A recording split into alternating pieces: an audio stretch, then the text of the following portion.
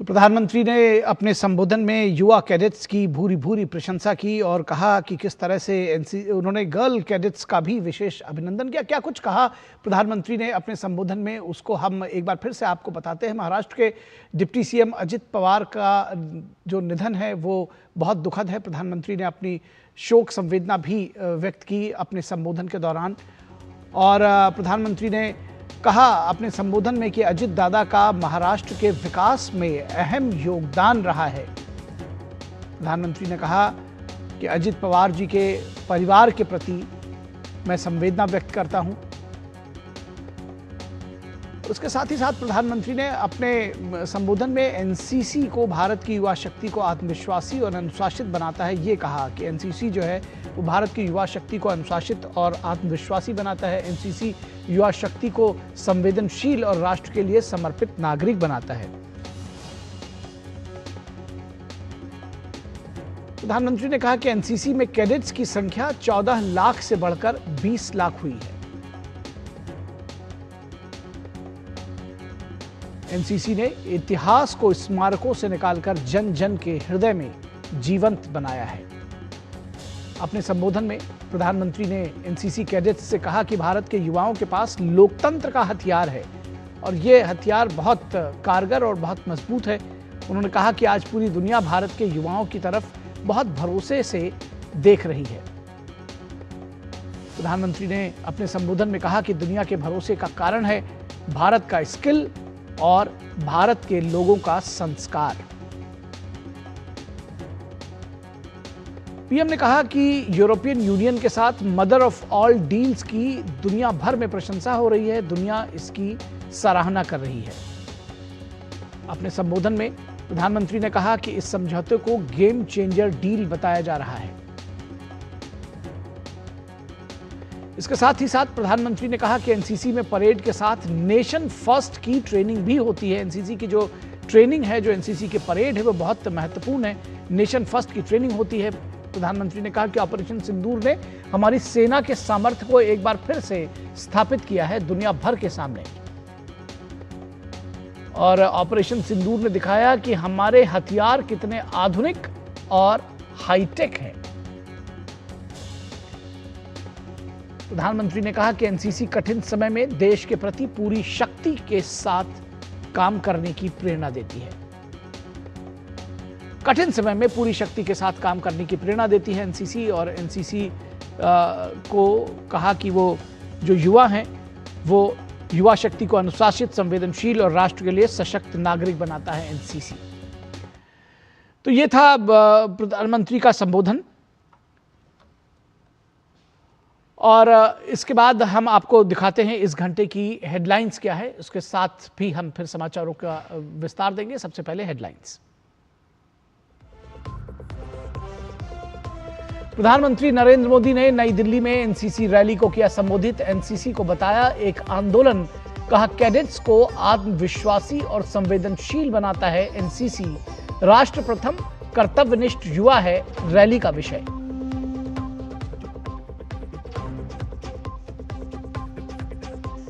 नहीं रहे महाराष्ट्र के उप मुख्यमंत्री अजित पवार, विमान हादसे में हुआ निधन। राष्ट्रपति और प्रधानमंत्री ने जताया शोक।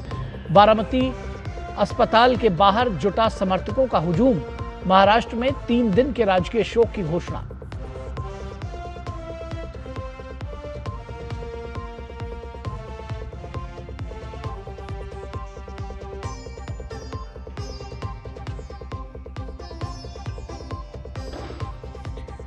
संसद में बजट सत्र का शुभारंभ। राष्ट्रपति द्रौपदी मुर्मू ने संसद के दोनों सदनों को किया संबोधित। गांव से लेकर अंतरिक्ष और एआई तक गिनाई सरकार की उपलब्धियां। कहा जल, थल, नभ के क्षेत्र में दुनिया देख रही है भारत का विकास।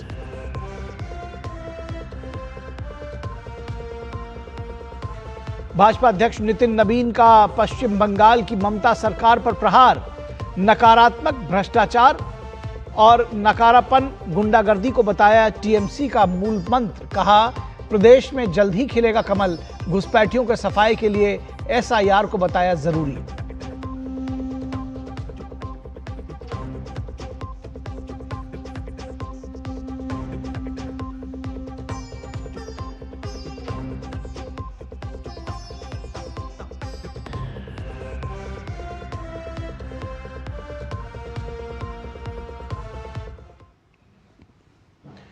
और इसके साथ ही साथ एक और महत्वपूर्ण खबर है जो हम हेडलाइंस के साथ जोड़ दें कि भारत और न्यूजीलैंड के बीच आज चौथा जो वनडे T20 मैच है वो भी खेला जाएगा, तो बेहद महत्वपूर्ण है।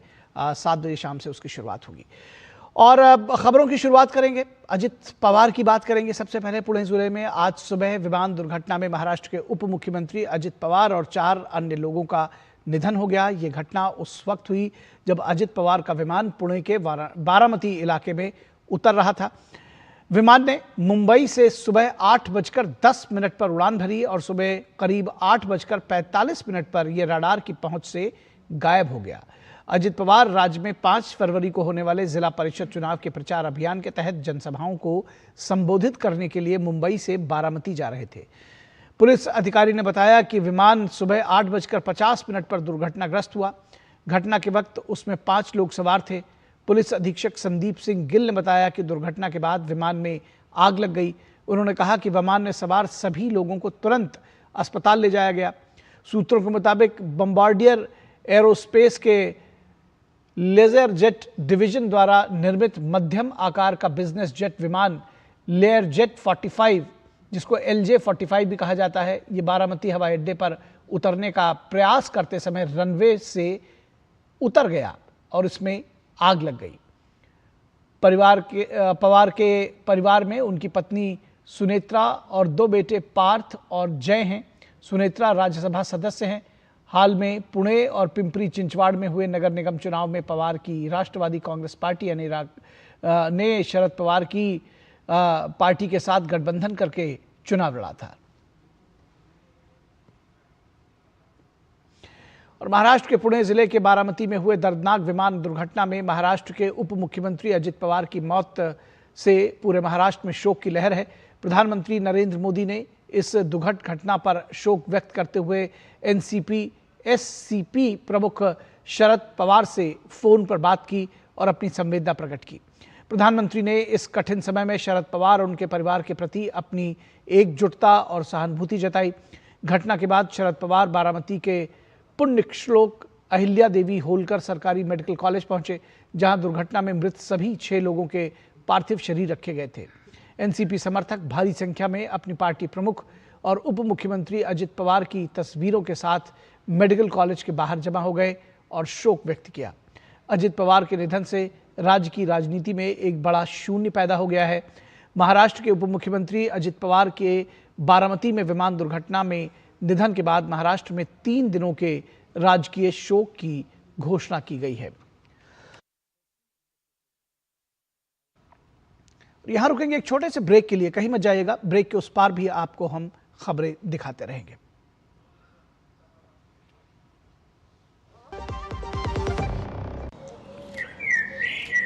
हाँ भाई, मेरा आना पक्का है। मैं 7 तारीख को आ रहा हूँ। बेटा फिर सोच लेते, शहर में जाके नौकरी करोगे, यहाँ तो अपना खेत है। और खेत में है क्या, माल टाइम से मंडी नहीं जा पाता है, सड़क कच्ची है तो कोई गाड़ी वाला आता नहीं है। ये खेती वेती छोड़ दो बाबा, आप मुझसे तो नहीं होगा। मैं जा रहा हूँ शहर अपने दोस्त के पास।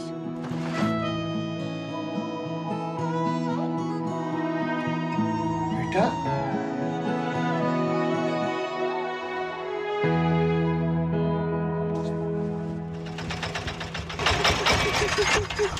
बाबा अब सड़क बन चुकी है, खेत से सीधा मंडी, और मैं अब यही रहूंगा आपके पास। सड़क ये दोस्त है मेरी, सड़क ये दोस्त है मेरी। टिंग टिंग, अम्मा मैसेज। मैं आपके मौसा के चाचा का नाती का पोता, शादी का कार्ड मैसेज में भेजा है, डाउनलोड करिए और आशीर्वाद दीजिए। मैं तो आपको जानती भी नहीं, फिर भी शादी का कार्ड खोलूं?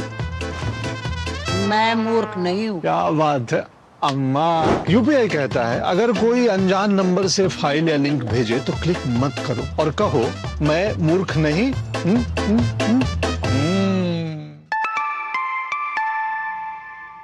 जाइए आप भी किसी का टेस्ट लीजिए। ब्रेक के बाद एक बार फिर आप सभी का स्वागत है।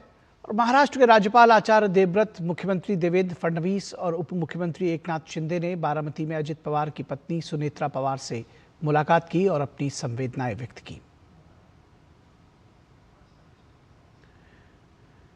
तो ये आप देख रहे हैं तस्वीरें आचार्य देवव्रत, मुख्यमंत्री देवेंद्र फडणवीस और उप मुख्यमंत्री एकनाथ शिंदे,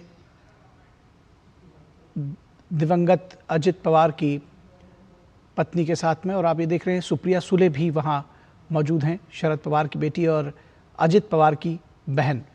और आप देख रहे हैं कि इससे पहले महाराष्ट्र के राज्यपाल आचार्य देवव्रत, मुख्यमंत्री देवेंद्र फडणवीस और उप मुख्यमंत्री एकनाथ शिंदे ने आज सुबह बारामती में हुए चार्टर प्लेन हादसे के घटनास्थल का दौरा किया। उन्होंने मौके पर पहुंचकर घटनास्थल का जायजा लिया। इस दुर्घटना में महाराष्ट्र के उप मुख्यमंत्री अजित पवार की दुखद मौत हो गई और 4 अन्य लोग जो थे वो भी, उनकी भी मृत्यु हो गई।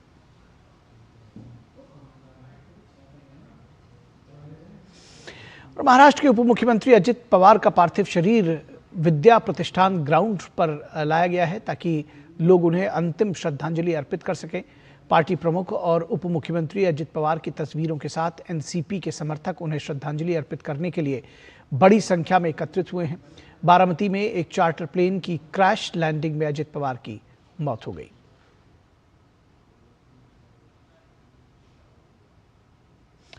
और एनसीपी शरद पवार की सांसद और अजित पवार की चचेरी बहन सुप्रिया सुले बारामती में चार्टर प्लेन क्रैश लैंडिंग में मारे गए। महाराष्ट्र के डिप्टी सीएम अजित पवार को श्रद्धांजलि देने के लिए विद्या प्रतिष्ठान पहुंची। महाराष्ट्र के सीएम देवेंद्र फडणवीस और डिप्टी सीएम एकनाथ शिंदे भी वहां मौजूद रहे।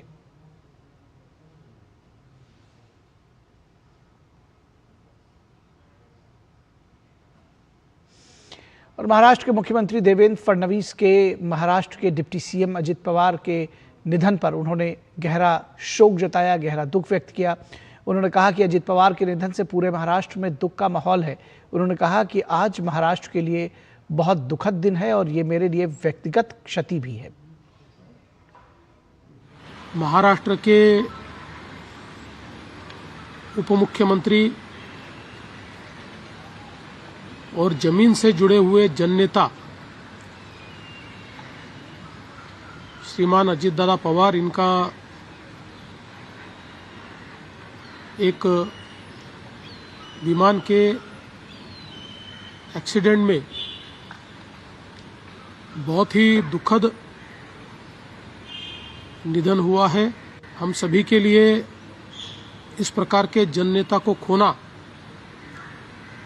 एक अपरिमित इस प्रकार की हानि है। महाराष्ट्र के सीएम देवेंद्र फडणवीस ने कहा कि अजित पवार महाराष्ट्र के विकास में दृढ़ता के साथ योगदान दे रहे थे। उनका असमय जाना बहुत दुखद है। ऐसे समय उनका निकल जाना, मैं ऐसा मानता हूं कि इसके लिए हमारे पास कोई शब्द भी नहीं है। और उनके परिवार पर और उनका जो बृहद परिवार है राष्ट्रवादी कांग्रेस पार्टी, उसके पदाधिकारी कार्यकर्ताओं पर ये जो दुख आया है, ये सहना बहुत कठिन है। महाराष्ट्र के उप मुख्यमंत्री एकनाथ शिंदे ने महाराष्ट्र के उप मुख्यमंत्री अजित पवार के निधन पर गहरा शोक व्यक्त किया है। उन्होंने कहा कि हम दोनों उप मुख्यमंत्री के रूप में मिलकर काम कर रहे थे और महाराष्ट्र को आगे बढ़ा रहे थे। एकनाथ शिंदे ने कहा कि अजित पवार का जाना महाराष्ट्र और उनके परिवार के लिए बड़ी क्षति है। महाराष्ट्र के लिए एक काला दिन कहूँ, एक दुर्भाग्यपूर्ण घटना कहूँ, एक दुखद घटना कहूँ, ऐसी घटना जो हर एक के एक दिल को दुखाने वाली घटना आज महाराष्ट्र में घटी है। हमारे सहयोगी अजित दादा पवार जी का प्लेन एक्सीडेंट में दुर्दैवी मृत्यु हुई है। ये हमारे लिए बहुत ही बेहद दुखद है और महाराष्ट्र के लिए भी दुखद है, उनके परिवार के लिए तो बहुत ही दुखद है। और भाजपा अध्यक्ष नितिन नवीन ने महाराष्ट्र के उप मुख्यमंत्री अजित पवार के निधन पर शोक व्यक्त किया है। इस दुख की घड़ी में नितिन नवीन के निर्देश पर बंगाल दौरे के दूसरे दिन दुर्गापुर के कार्यकर्ता सम्मेलन का कार्यक्रम भी रद्द कर दिया गया। अजित पवार का निधन सामाजिक और राजनीतिक क्षेत्र के लिए एक दुखद घटना है।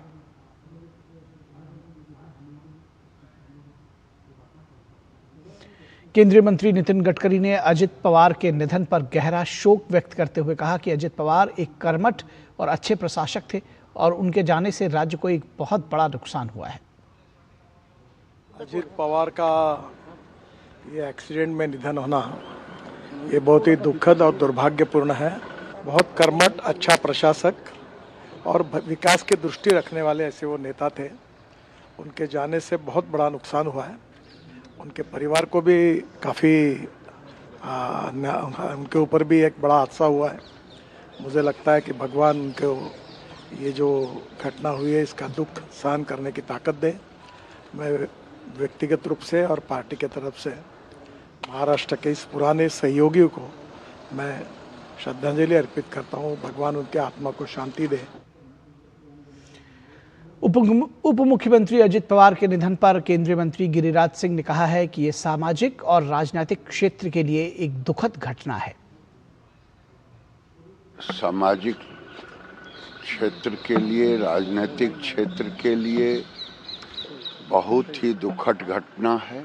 तो आज का दिन दुर्भाग्य का दिन है।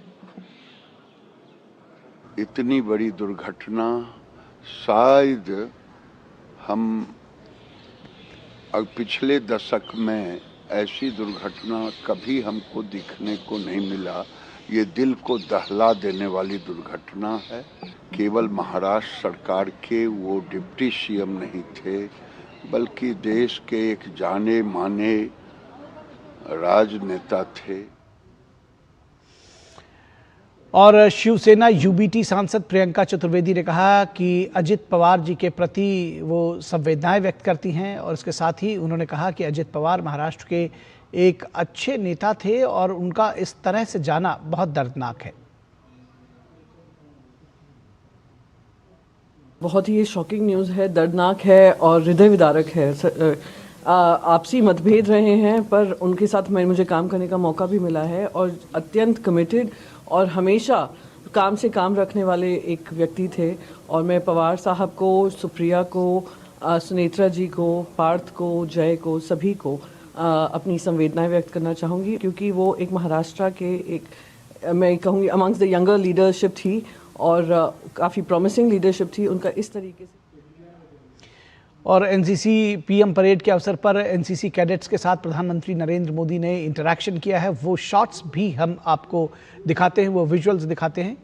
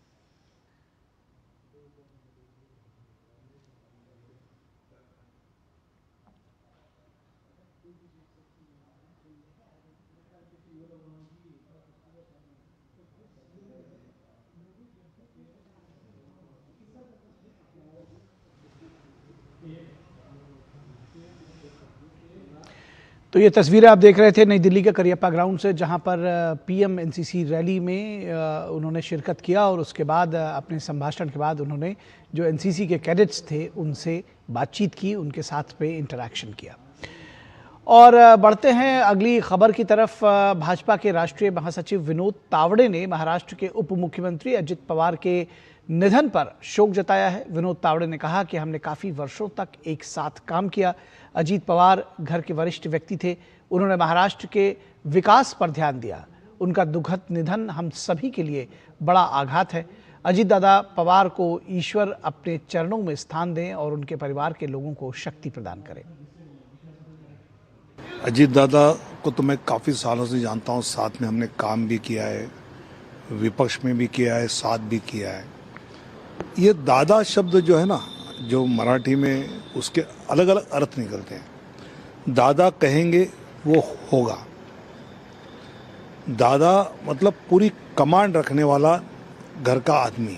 ऐसे महाराष्ट्र के विकास पर जिसका ध्यान है, महाराष्ट्र की आम सामान्य व्यक्ति के हित के लिए सदा काम करने वाला अजीत दादा का दुखद निधन, ये मैं मानता हूं कि हम सब के लिए एक बड़ा आघात है। अजीत दादा को परमेश्वर अपने चरणों में स्थान दे और उनके परिवार के लिए हम सांत्वना देते। और केंद्रीय उड्डयन मंत्री किंजरापू राम मोहन नायडू ने अजित पवार के निधन पर शोक जताते हुए कहा कि यह अविश्वसनीय घटना लगती है। केंद्रीय मंत्री ने बारामती में क्रैश लैंडिंग की घटना पर कहा कि सुबह से ही जब से यह घटना हुई है तब से डीजीसीए और एएआईबी को अलर्ट किया गया है और उनके अधिकारियों को यहां मौके पर भेजने के लिए कहा गया है। अजीत दादा हमारे साथ नहीं रहे और अजीत दादा के साथ हमारी काफ़ी मुलाकातें रही हैं। जब से मैं मंत्री बना हूं वे हमेशा से मार्गदर्शन देते रहे हैं। बहुत दुख की बात है और अभी भी इस विषय को डाइजेस्ट करना कि वो नहीं रहे, ये मानने के लिए मतलब बिल्कुल ना तो हम तैयार हैं, ना कोई भी अभी विश्वास कर सकता है कि इतना शॉकिंग न्यूज़ रहा ये। सुबह से ही जब से इंसिडेंट हुआ है तब से ही डीजीसीए को और एआईबी को भी अलर्ट करके उनके ऑफिसर को भी यहाँ पे साइट पे भेजने के लिए बोल दिया है और जैसे ही वो आएंगे उनकी जांच की वो भी शुरू हो जाएगी और लोकल यहाँ के पुलिस को भी बता दिया कि साइट को सुरक्षित कॉर्डन ऑफ करें, फेंसिंग करें ताकि वहाँ पे जो भी इन्वेस्टिगेशन के लिए चाहिए होगा उस तरह की परिस्थिति रहे। और जम्मू कश्मीर के मुख्यमंत्री उमर अब्दुल्ला ने महाराष्ट्र के उप मुख्यमंत्री अजित पवार के निधन पर गहरा शोक व्यक्त किया है।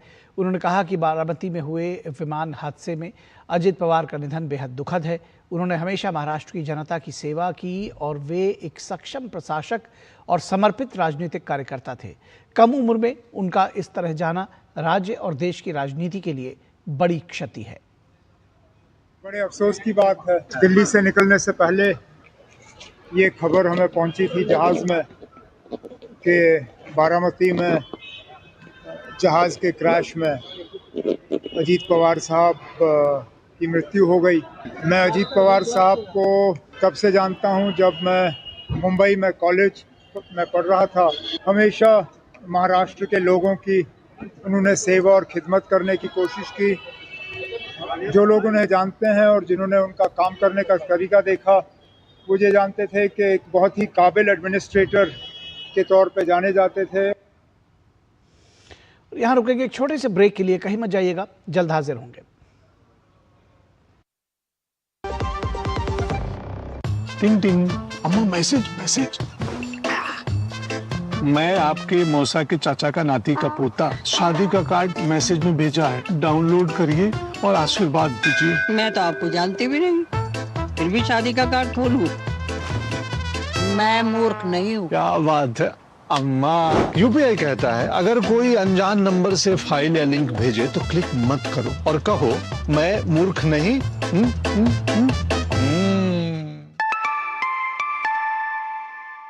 जाइए आप भी किसी का टेस्ट लीजिए। जरा सी हंसी दुलार जरा सा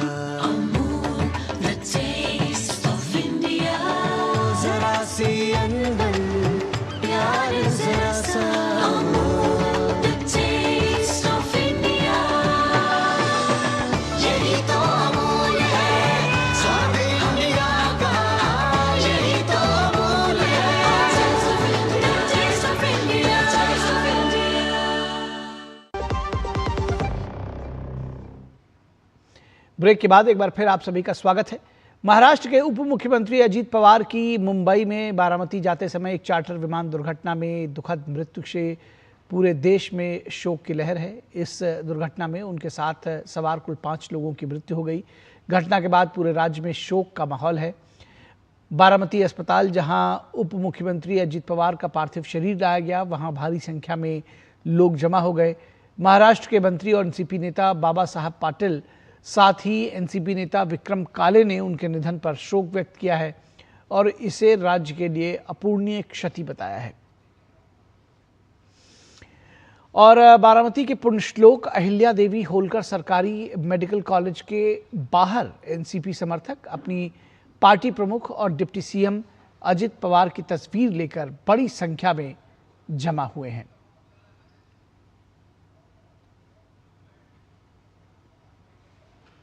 तो समर्थकों का बड़ा हुजूम जमा हुआ है बारामती में, अस्पताल में और तमाम जगहों पर उनको संवेदना व्यक्त करने के लिए। एयरक्राफ्ट एक्सीडेंट इन्वेस्टिगेशन ब्यूरो यानी AAIB ने बारामती में हुई विमान दुर्घटना की जांच शुरू कर दी है। VSR वेंचर्स प्राइवेट लिमिटेड के ऑफिस में मौजूद है। VSR में ventures private limited VSR aviation के तौर पर काम करती है, जिसने दुर्घटनाग्रस्त प्लेन को ऑपरेट किया था। हादसे के कुछ घंटे बाद AAIB के अधिकारी दिल्ली स्थित BSR एविएशन के ऑफिस पहुंचे। कुछ देर बाद AAIB अधिकारियों को कंपनी के दफ्तर से कुछ दस्तावेजों को ले जाते हुए देखा गया।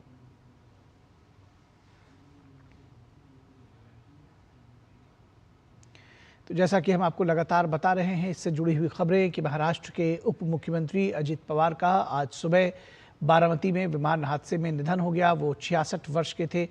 अजीत घटना के वक्त अपने चुनाव क्षेत्र जा रहे थे। बीते करीब 4 दशक से महाराष्ट्र की सियासत में अजीत पवार की भूमिका बेहद अहम रही। महाराष्ट्र की राजनीति के दिग्गज नेता अजीत पवार को पिछले 13 सालों में 6 बार उप मुख्यमंत्री बनने का मौका मिला। अजीत पवार का जन्म 22 जुलाई 1959 को महाराष्ट्र के अहमदनगर जिले में हुआ। अजीत पवार ने अपनी चाचा शरद पवार के राजनीतिक नक्शे कदम पर चलते हुए राजनीति में प्रवेश किया। अजीत पवार जनता और समर्थकों के बीच दादा के नाम से लोकप्रिय हुए।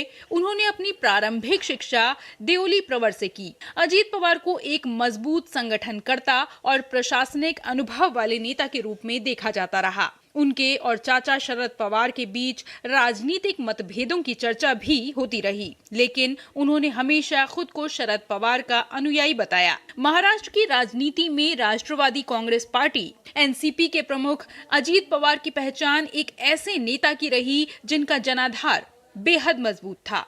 महाराष्ट्र की राजनीति के प्रमुख चेहरों में शामिल अजीत पवार लंबे समय से राज्य की सियासत में अहम भूमिका निभाते रहे।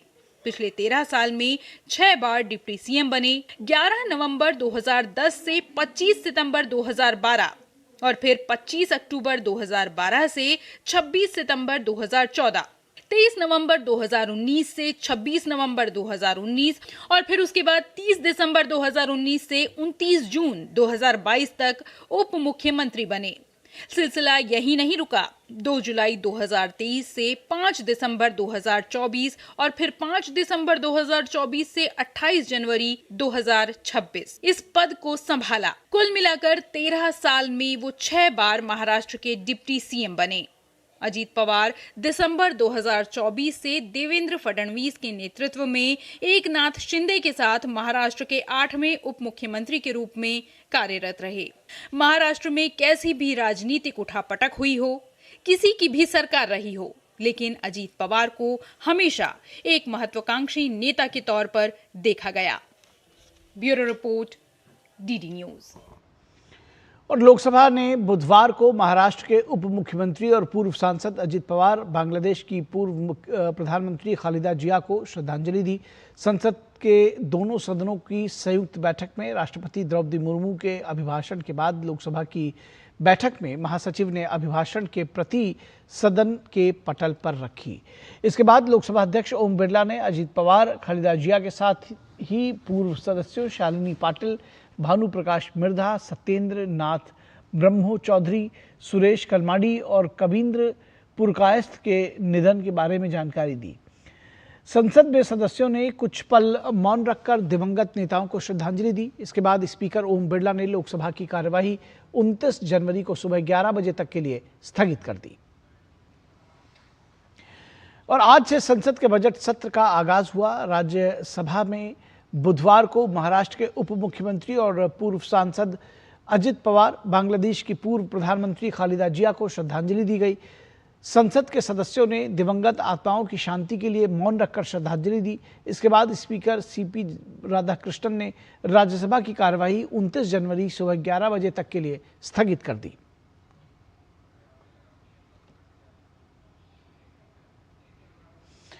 और संसद में बजट सत्र की शुरुआत राष्ट्रपति द्रौपदी मुर्मू ने के अभिभाषण से हुई, जिसमें उन्होंने कहा कि सरकार दलितों, वंचितों, पिछड़ों और जनजातियों के कल्याण के लिए पूरी तरह प्रतिबद्ध है और उसके साथ पूरी प्रतिबद्धता से वो काम कर रही है।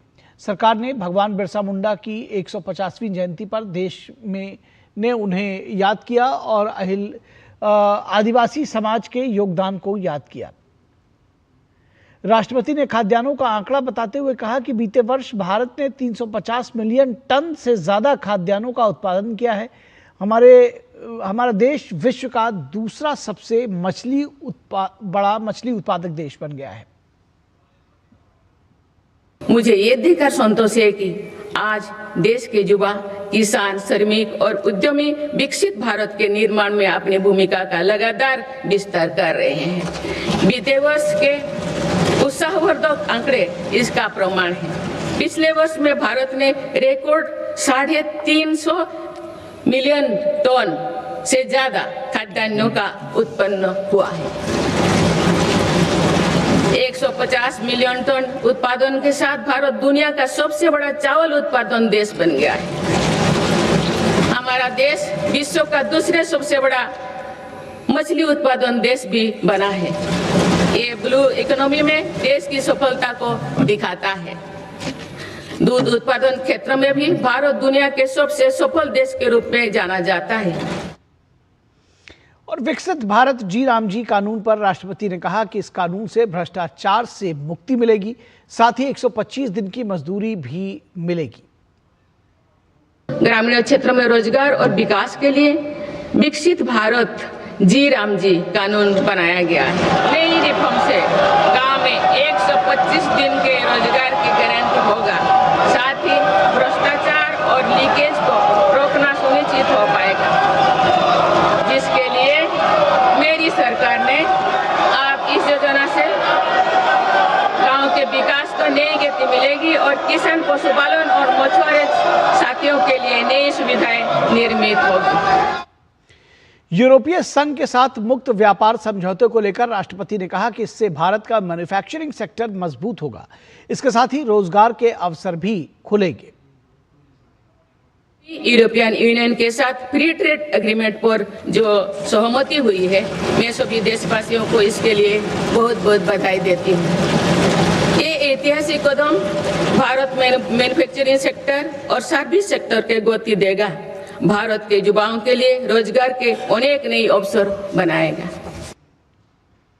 उपराष्ट्रपति सीपी राधाकृष्णन ने बुधवार को संसद के दोनों सदनों की संयुक्त बैठक को संबोधित करते हुए केंद्र सरकार की लोक कल्याणकारी उपलब्धियों का खाका पेश किया। उन्होंने घोषणा की कि सरकार के सामाजिक न्याय के प्रति संकल्प के चलते पिछले एक दशक में लगभग 25 करोड़ नागरिक गरीबी से बाहर निकलने में सफल रहे हैं। इस अवधि के दौरान गरीबों के लिए 4 करोड़ पक्के मकान का निर्माण किया गया है, जिनमें से 32 लाख आवास अकेले पिछले एक वर्ष में सौंपे गए हैं। My government is fully committed to true social justice. As a result of this, 25 crore citizens have come out of poverty during the last decade. During the last decade, 4 crore Pakka houses have been built for the poor. Possession of 32 lakh new houses has been given to the poor during the last year. During the 5 years of Jal Jeevan Mission, 12.5 crore new households have been provided pipe water. Through the Ujjwala Yojana, till date, more than 10 crore households have been provided with LPG connections. और अपने संबोधन के दौरान उपराष्ट्रपति ने वैश्विक चुनौतियों के बीच भारत की मजबूत आर्थिक स्थिति और अंतर्राष्ट्रीय कूटनीति का भी जिक्र किया।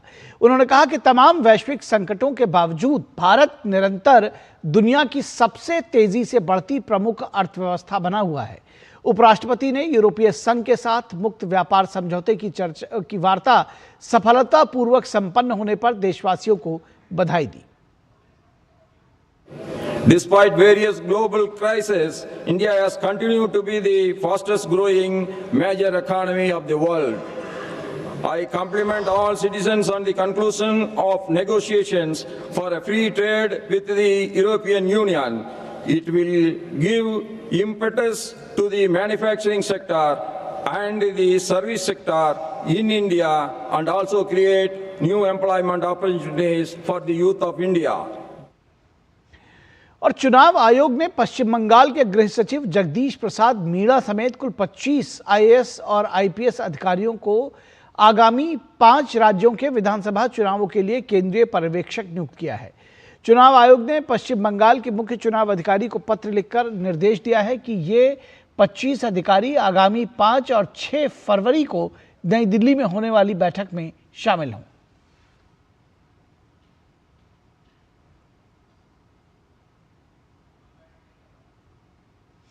और भारत के औद्योगिक क्षेत्र से दिसंबर 2025 में उत्साहजनक संकेत मिले हैं।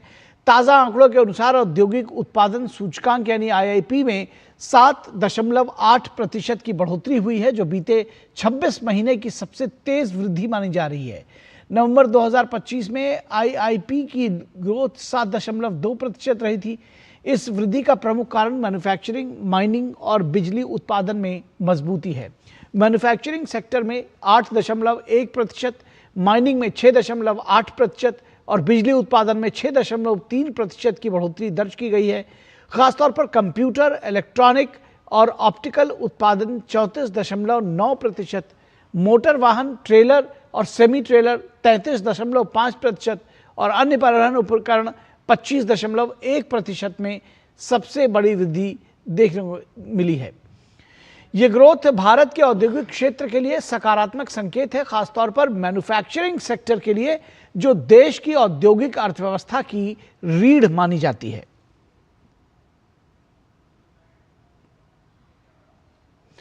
प्रधानमंत्री नरेंद्र मोदी और यूरोपीय आयोग की अध्यक्ष उर्सुला वॉन डेर लेयन ने भारत यूरोपीय संघ मुक्त व्यापार समझौते की घोषणा की। ये घोषणा भारत यूरोपीय संघ के आर्थिक संबंधों को और प्रमुख वैश्विक भागीदारों के साथ व्यापारिक संबंधों की एक मजबूती की दिशा में ऐतिहासिक मील का पत्थर साबित होगी। भारत और यूरोपीय संघ दुनिया की चौथी और दूसरी सबसे बड़ी अर्थव्यवस्थाएं हैं। ये दोनों मिलकर ग्लोबल जीडीपी का 25% हैं और ग्लोबल ट्रेड का 1/3 हिस्सा हैं। इन दो बड़ी अलग अलग और एक दूसरे की पूरक अर्थव्यवस्थाओं के एकीकरण से ट्रेड और इन्वेस्टमेंट के अभूतपूर्व अवसर पैदा होंगे। यूरोपीय यूनियन भारत के सबसे बड़े ट्रेडिंग पार्टनर्स में से एक है। 2024-25 में यूरोपीय यूनियन के साथ भारत का द्विपक्षीय व्यापार 11.5 लाख करोड़ रुपए था, जिसमें एक्सपोर्ट 6.4 लाख करोड़ रुपए और इंपोर्ट 5.1 लाख करोड़ रुपए था। वहीं 2024 में भारत यूरोपीय यूनियन सेवाओं में व्यापार 7.2 लाख करोड़ रुपए तक पहुंच गया। व्यापार और निवेश के बाद इस समझौते का सबसे बड़ा फायदा छात्रों और भारतीय पेशेवरों को होगा। आवागमन के मामले में भारत यूरोपीय संघ का FTA दोनों दिशाओं में अल्पकालिक, अस्थायी और व्यावसायिक यात्राओं के संबंध में व्यावसायिक गतिशीलता का सुविधाजनक और पूर्वानुमानित ढांचा प्रदान करता है। ये पेशेवरों को विभिन्न परिदृश्यों में सेवाएं प्रदान करने के लिए दोनों अर्थव्यवस्थाओं के बीच यात्रा करने में सक्षम बनाता है। यूरोपीय संघ और भारत ICT के आश्रितों और परिवार के सदस्यों के लिए प्रवेश और कार्य अधिकारों के साथ साथ इस क्षेत्र से जुड़े और व्यावसायिक कार्यों संबंधित यात्रियों के लिए एक दूसरे को आवागमन संबंधी प्रतिबद्धताएं प्रदान कर रहे हैं। यूरोपीय संघ ने संविदात्मक सेवा आपूर्तिकर्ताओं यानी CSS के लिए 37 क्षेत्रों, उप क्षेत्रों और स्वतंत्र पेशेवरों आईपी के लिए 17 क्षेत्रों, उप क्षेत्रों में प्रतिबद्धताओं की भी पेशकश की है, जिनमें से कई भारत के हित के हैं। इनमें व्यावसायिक सेवाएं, कंप्यूटर और संबंधित सेवाएं, अनुसंधान और विकास सेवाएं और शिक्षा सेवाएं प्रमुख हैं। भारत ने 5 वर्ष में सामाजिक सुरक्षा समझौतों से रचनात्मक रूप से जुड़ने के लिए एक रूपरेखा भी सुनिश्चित की है, जिसमें छात्रों के आवागमन और अध्ययन के बाद के कार्य के अवसरों में सहयोग के लिए उपयुक्त ढांचा भी शामिल है। समझौते में यूरोपीय यूनियन के 144 सब सेक्टर तक भारत की पक्की पहुंच से भारतीय सर्विस प्रोवाइडर्स को बढ़ावा मिलेगा और वे यूरोपीय यूनियन के कस्टमर्स को कॉम्पिटिटिव वर्ल्ड क्लास भारतीय सर्विस दे पाएंगे, जबकि भारत द्वारा दिए गए 102 सब सेक्टर्स तक यूरोपीय यूनियन से भारत में इन्वेस्टमेंट आएगा, जिससे दोनों देशों के लिए फायदेमंद स्थिति बनेगी।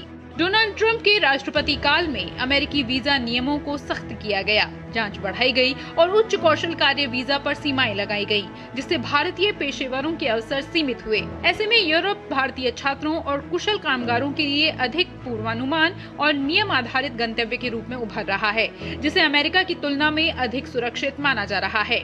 समझौते के बाद भारतीय पेशेवरों को काफी फायदा होगा।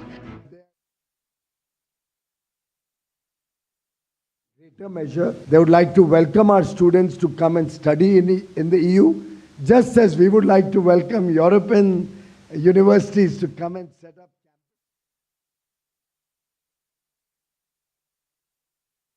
6 में सुनिए प्रधानमंत्री नरेंद्र मोदी का ये संदेश। केंद्रीय मंत्रिमंडल में मेरे साथी राम मोहन नायडू जी, मुरलीधर मोहोल जी, विश्व भर से आए honourable ministers, global aviation industry के लीडर्स, इंटरनेशनल ऑर्गेनाइजेशंस के रिप्रेजेंटेटिव्स, डिस्टिंग्विश्ड डेलीगेट्स, देवी और सज्जनों, नमस्कार। विंग्स इंडिया इस प्लेटफॉर्म पर मैं सभी इंडस्ट्री लीडर्स, एक्सपर्ट्स, इन्वेस्टर्स का अभिनंदन करता हूं। आप सभी जानते हैं, एविएशन इंडस्ट्री का अगला युग बहुत एस्पिरेशंस से भरा हुआ है और भारत इसका एक बड़ा प्लेयर बनता जा रहा है। Aircraft manufacturing, pilot training, advance air mobility, aircraft leasing, ये ऐसे सेक्टर हैं जिन्हें लेकर भारत अनेक संभावनाओं के साथ आपके समक्ष उपस्थित है और इसलिए विंग्स इंडिया की ये समिट हम सभी के लिए इतनी अहम हो गई है। फ्रेंड्स, पिछले 1 दशक में भारत के पूरे एविएशन सेक्टर में एक हिस्टोरिक ट्रांसफॉर्मेशन हुआ है।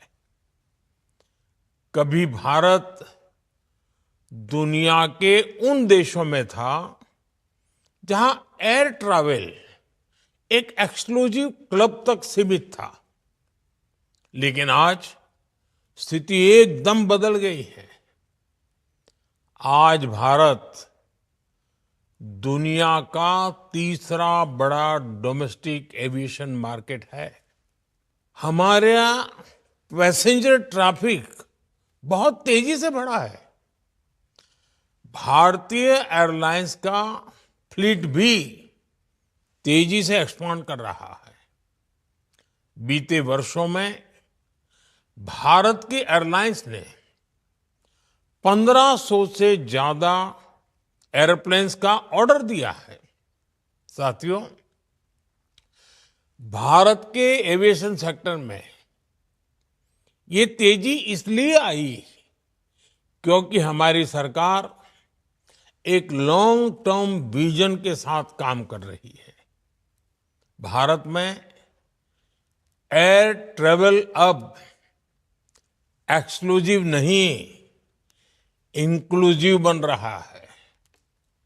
भारत का नागरिक आसानी से एयर ट्रेवल कर पाए, ये हमारा मिशन है। इसलिए हमने टियर 2, टियर 3 सिटीज को एयरपोर्ट से जोड़ा है। साल 2014 में भारत में 70 एयरपोर्ट्स थे। आज भारत में एयरपोर्ट्स की संख्या बढ़कर 160 से ज्यादा हो गई है। यानी सिर्फ एक दशक में ही भारत में 2 गुने से अधिक एयरपोर्ट्स बनाए हैं। हमने देश में 100 से अधिक एरोड्रोम्स को एक्टिवेट किया है और इसके साथ ही अपने नागरिकों के लिए एफोर्डेबल फेयर वाली उड़ान स्कीम लॉन्च की है। उड़ान स्कीम के कारण 15 मिलियन पैसेंजर्स ने, यानी करीब 1.5 करोड़ पैसेंजर्स ने उन रूट्स पर ट्रेवल किया है जिनमें से कई पहले एग्जिस्ट भी नहीं करते थे।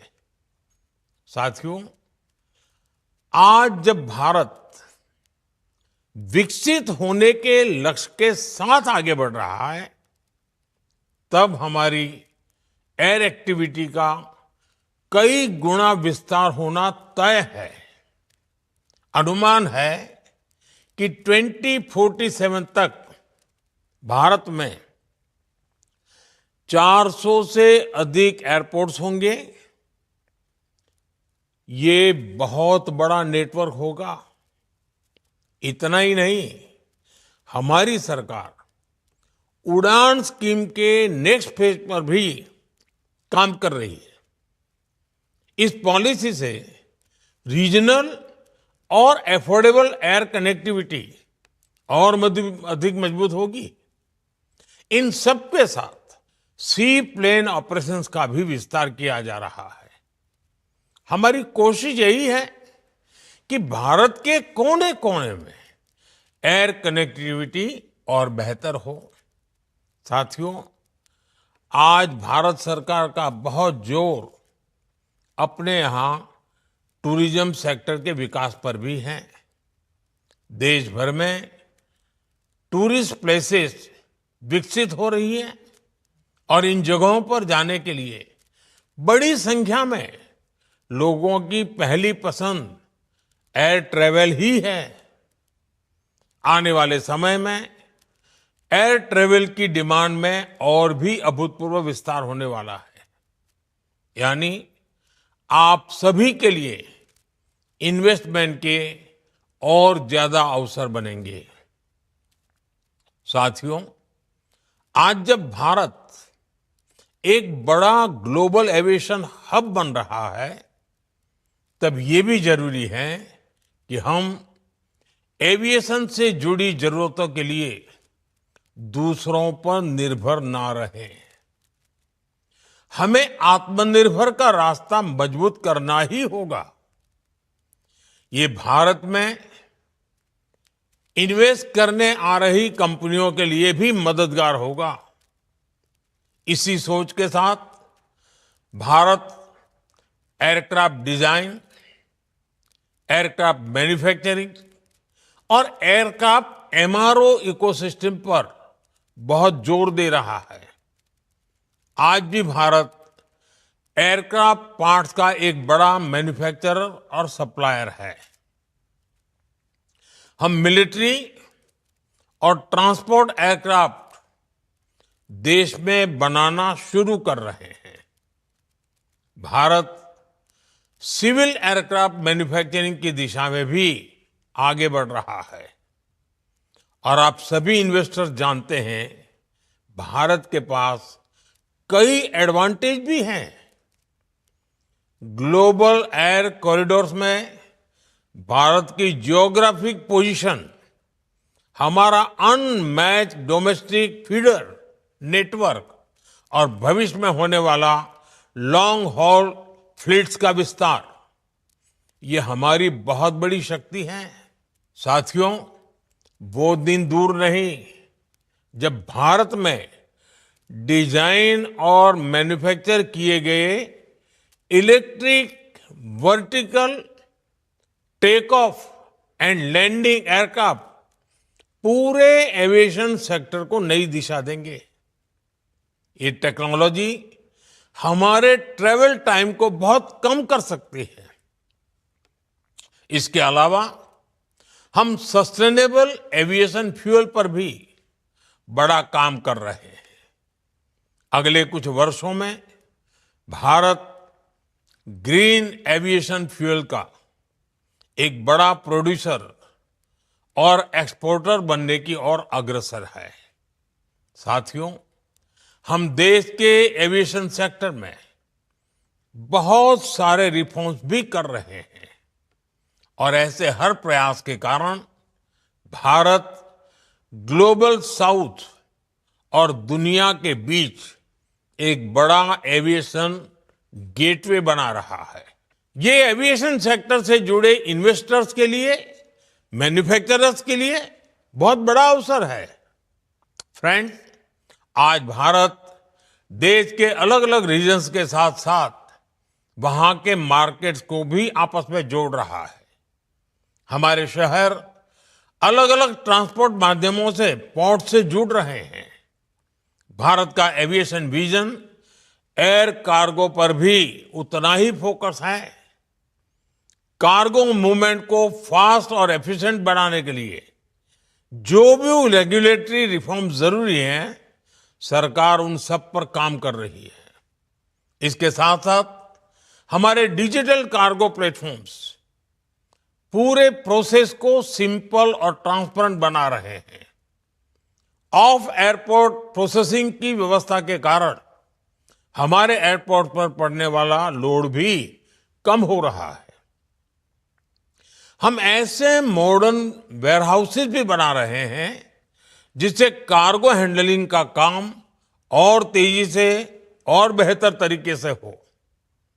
आने वाले भविष्य में इससे कार्गो का डिलीवरी टाइम और लॉजिस्टिक कॉस्ट दोनों कम होगा।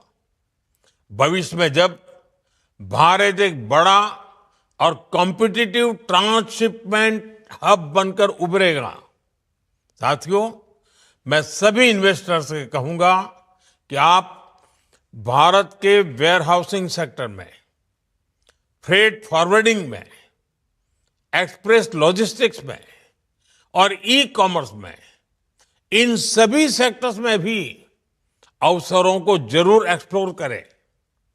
साथियों, आज दुनिया के ऐसे कुछ ही देश हैं जहां एविएशन इंडस्ट्री के लिए ऐसा बड़ा स्केल है, ऐसी पॉलिसी स्टेबिलिटी और ऐसा टेक्नोलॉजिकल एम्बिशन है।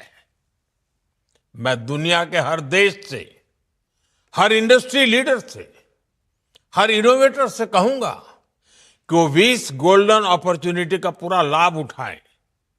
हमारी इस डेवलपमेंट जर्नी में एक लॉन्ग टर्म पार्टनर बनकर वर्ल्ड के एविएशन सेक्टर की ग्रोथ के लिए काम करें।